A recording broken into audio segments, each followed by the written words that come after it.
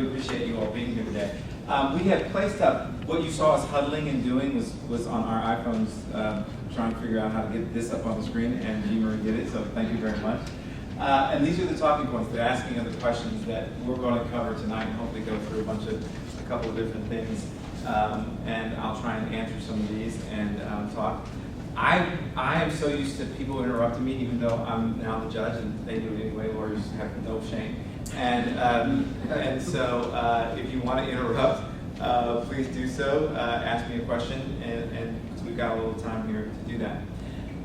It says describe your career journey. I started back in college. Actually, it was in high school. It kind of goes back that far. I'm a preacher. I'm a preacher's kid, really, and I do some preaching on the side whenever my pastor can't show up for church because he's going to preach someplace else. And because I'm a preacher's kid, there was always this kind of question about whether or not I was going to go into the ministry or not, and far back as high school. And so we had this really great counselor. His name was Rick Kosinski. Mr. Kosinski, he was great. He gave us all these tests. And in the same grouping with preacher or minister was lawyer. I'm not sure how that happened. I'm not sure why that happened, but it happened to be on that particular day that's what was there. And so I was like, well, I think I can do some good. I think I can do some of the elements of what happens that I've watched my father do, that I like doing, and not have to work for the church or be a pastor. I thought I could help. And so I decided that law was what I was going to do. So that year, when I graduated, I went to undergraduate at Andrews University and decided to study pre-law. I did that, and it talks about, it says, what sparked your initial interest in government?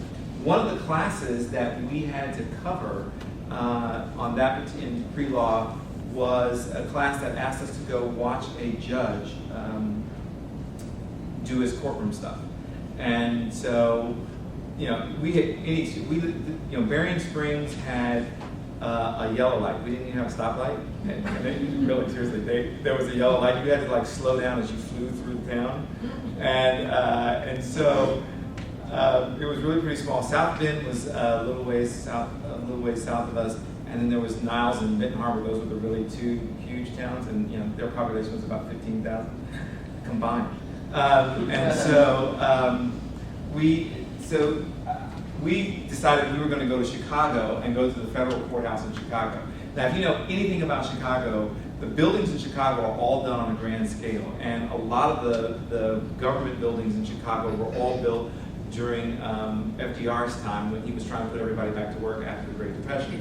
So we walk into this federal courthouse that has a federal courtroom that was like 5 times the room of any room on campus anywhere. I mean, it was these huge marble columns and all this gold, and the judge sat up on the, first off, okay, if you're thinking about being a lawyer and you go in and you see the judge and he's kind of, there's this verse in Isaiah that says, I saw the Lord high and lifted up. Okay, well, the judge was pretty close, actually. and he was sitting there, and he had this grand, and he was very welcoming. We came in, told him what we were doing. He put us in this jury box. There was a 50-foot mural on the wall. I mean, this courtroom was really laid out. And so, but for me, one of the things for me was that it was an African-American judge. And I said, okay, this is a profession that I actually can succeed in and do very well. Because at that particular time, being a judge, I thought would be something I would think about doing, but I thought practicing on. All the lawyers that I knew were practicing, were prosecutors, and a couple were in private practice. But no, I hadn't seen anybody who looked like me, who was in fact doing it at a high level. And this was a federal judge. Now, if you don't know anything about federal judges are appointed for life. And their retirement program is really simple. If you stay long enough to get retirement, whatever you were getting paid when you were a judge is what you get paid in retirement.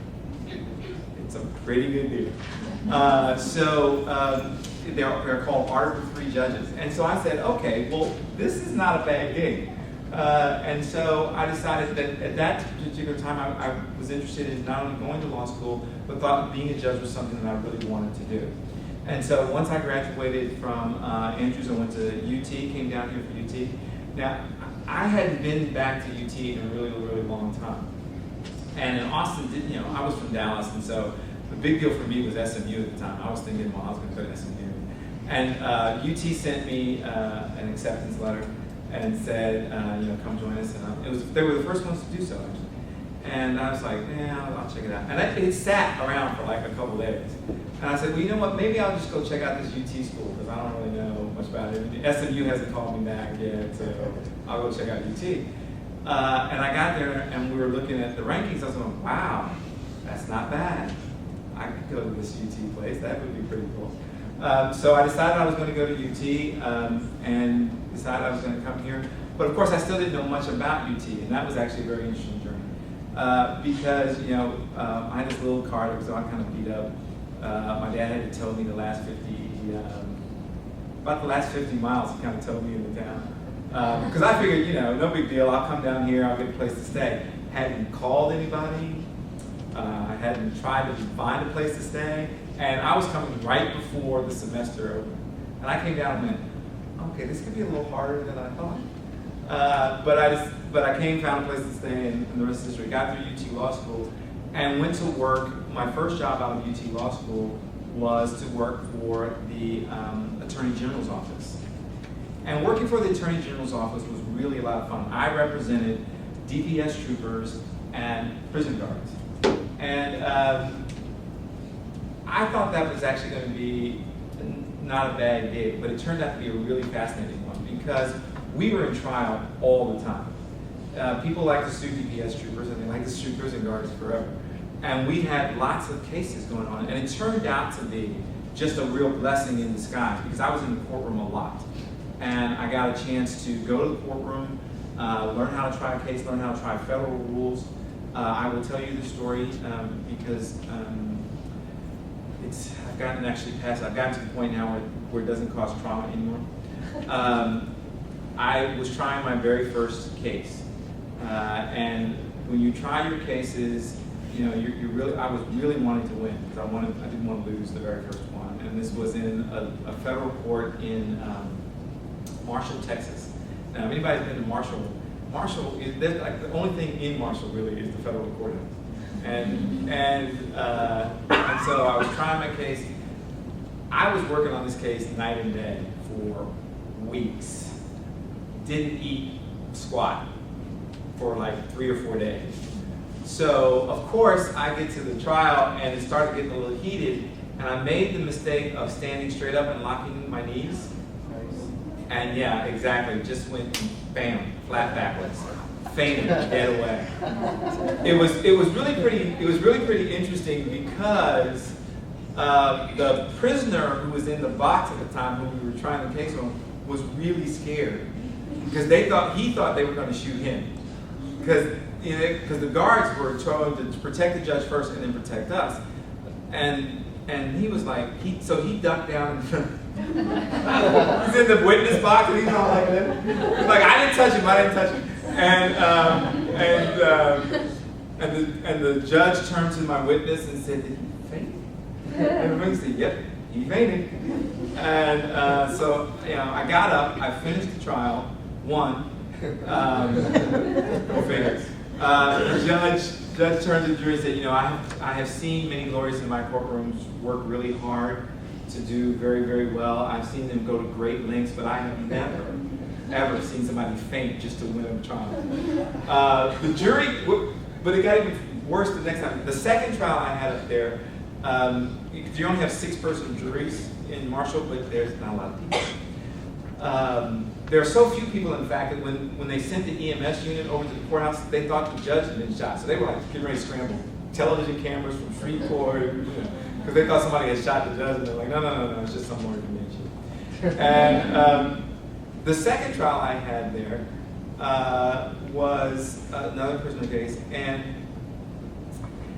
one of the jurors who had been on the first trial actually wound up being the foreman at the second trial. I'm like, how small is this town? This guy is like on 2 of my jury trials.